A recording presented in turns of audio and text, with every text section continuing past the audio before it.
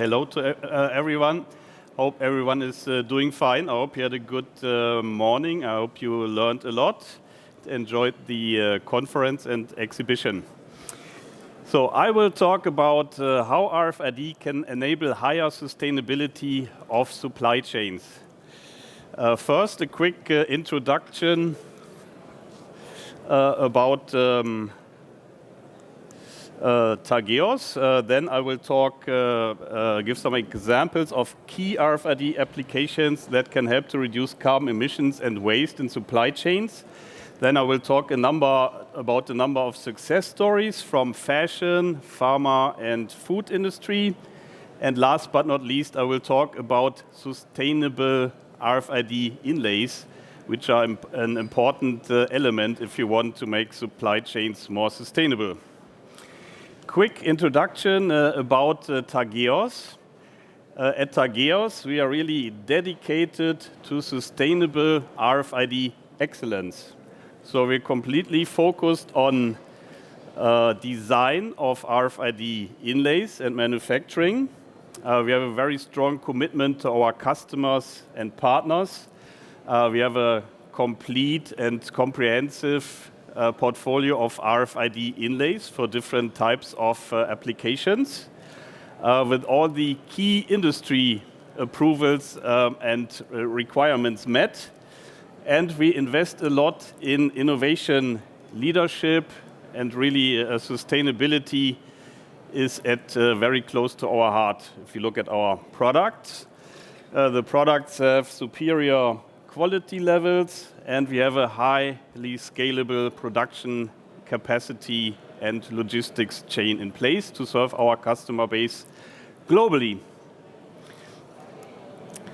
Now let's look at why is sustainability becoming more and more important, especially for the retail industry.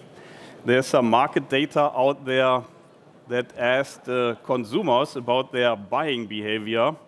You can see here that 40% of consumers said, I have already changed my buying behavior in such a way that I really care about sustainability.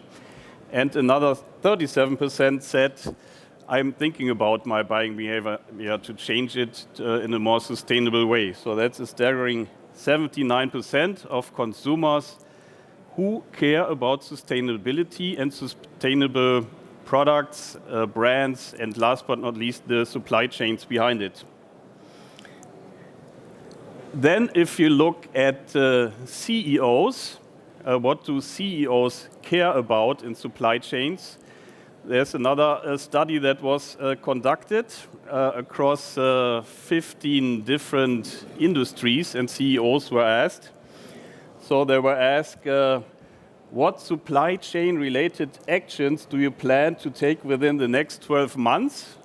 And pretty high up with 47% expand sustainability and climate change initiatives came up.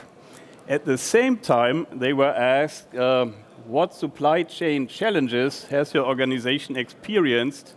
You see here, number one that came up is labor shortages. So how does it all make sense together? RFID is a great tool to automate, so CEOs can tackle labor shortages while at the same time addressing their plans to become more sustainable.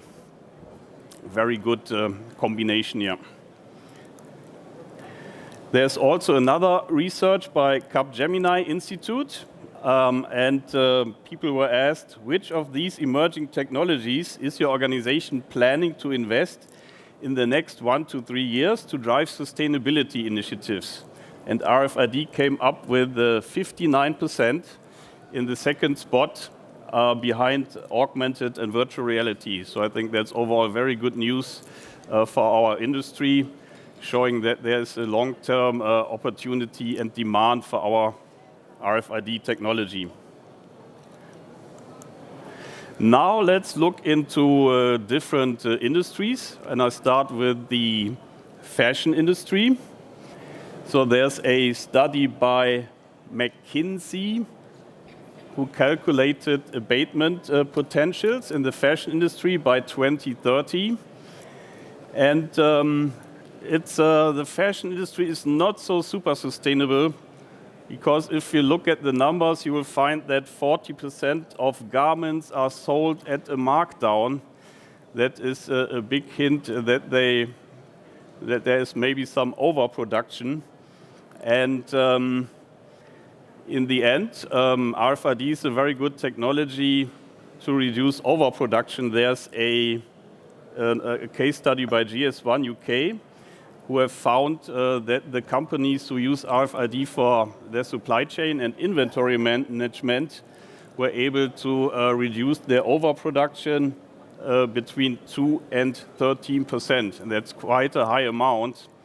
If you look at an estimate of what just a 10% reduction would give you, that's the yellow bar here, that would be a reduction of 158 million tons CO2 in 2030. So quite a high amount of CO2 reduction possible, or made possible by RFID technology.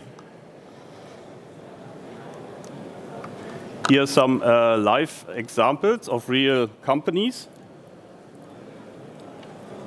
So we have the brand Philippa K, and they say this way, using RFID technology, we minimize waste.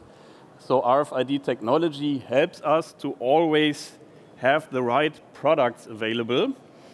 Or Gianni, RFID allows us to get full visibility of stock. This eliminates overstocking and overproduction. So quite some good results here from real cases, real companies. So here I put it a little bit into relation.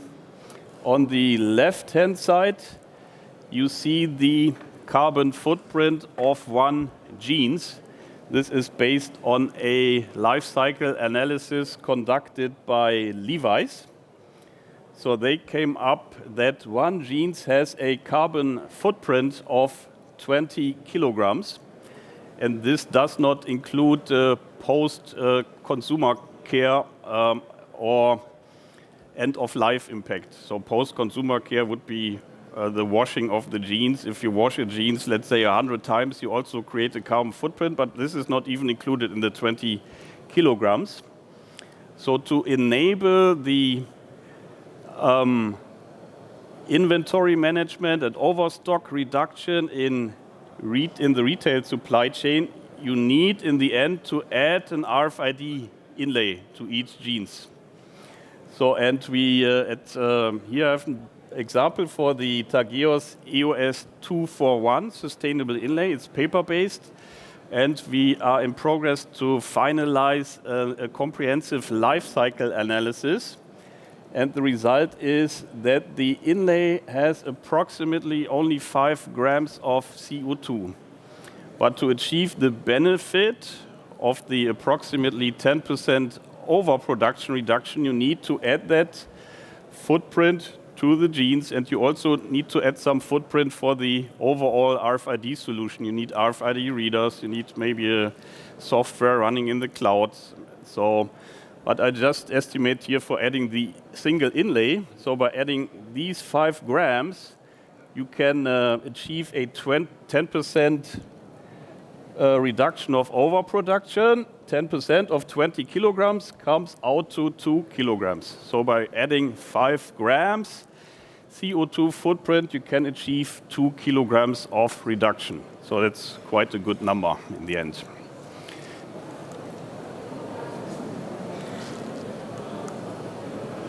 Now let's look at another area, food. So there are some numbers out there by Capgemini Research that in the food industry or food supply chain, 2.5 billion tons of loss and waste is actually annually generated there. So it happens in different parts of the supply chain, in production, in distribution, and also a lot happens here of food waste in food services, food retail.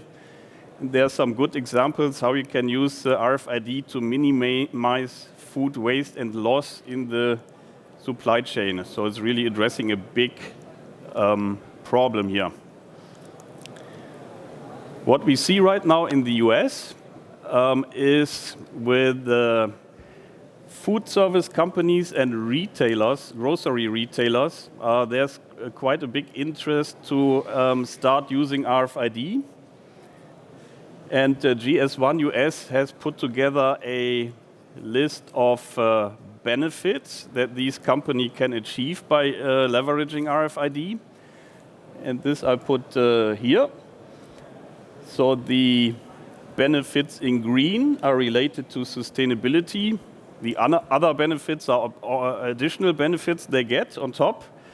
So manufacturers and brand owners are better able to monitor fresh food deliveries to restaurants or stores, and they can make better decisions regarding shelf life, waste, and safety stock.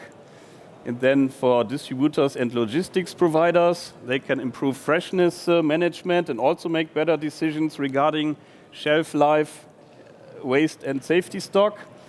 And last but not least, operators and retail stores can better manage their inventory, especially in terms of avoiding having expired products. So it's really a great tool to avoid expired products. Another example where we see lots of activities going on, especially in the United States, is in the area of quick service restaurants. There we see many pilots and deployments. The Auburn University RFID lab has created a special RFID specification. It's called the Spec Z, as in zebra. And there are, for example, two Tageos compliant products that can be used for this use case, the EOS 450 and the EOS 300. And we also have a product which is called EOS 840. That's a pretty new product enabling the sensing of the temperature. So typically what happens, RFID is used to manage the inventory.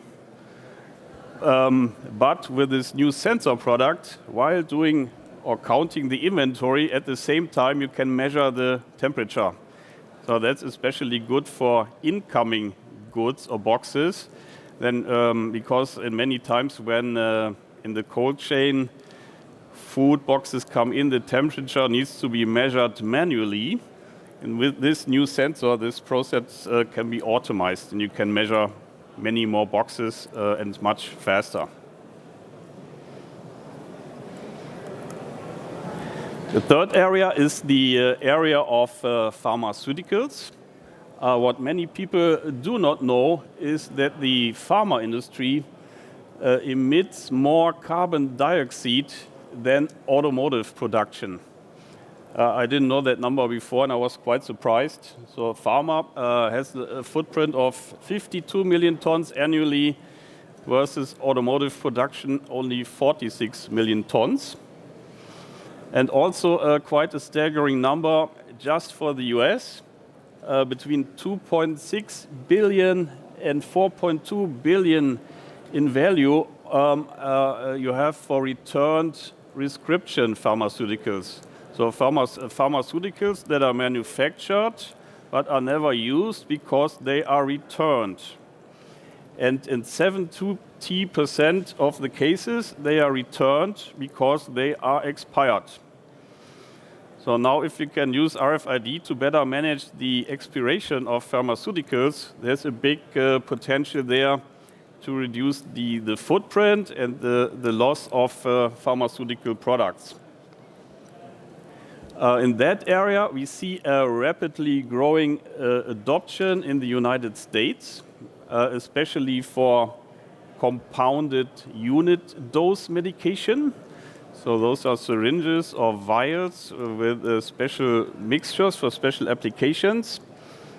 And also for this application, we do have a top-notch inlay, the EOS 202 U9.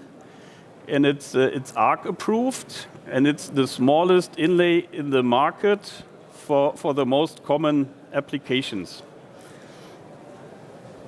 You see, for example, here syringes, vials, little containers for samples, and all those applications fit for this very small inlay, ARC approved, Spec S. Here's a good example. The Brigham and Women's Faulkner Hospital in Boston found a more efficient way to keep their operating rooms stocked with medication. So before using RFID, the company, the pharmacy compounded medication were 45% of the syringes were expiring, meaning they had to be sent back or sent to waste. So after that, the hospital deployed a RFID inventory management solution at the end of the supply chain with the solution provider KitCheck. Just for 5 types of different syringes, they were able to reduce their expired medications by 91.6%. So that's quite a high reduction amount. So if you extend that a little bit to more types of medications and to more hospitals, there's quite a high amount of pharmaceutical waste and footprint reduction possible. And there's also a big amount of savings possible. This hospital saved $20,000 each month because of avoiding expired medication.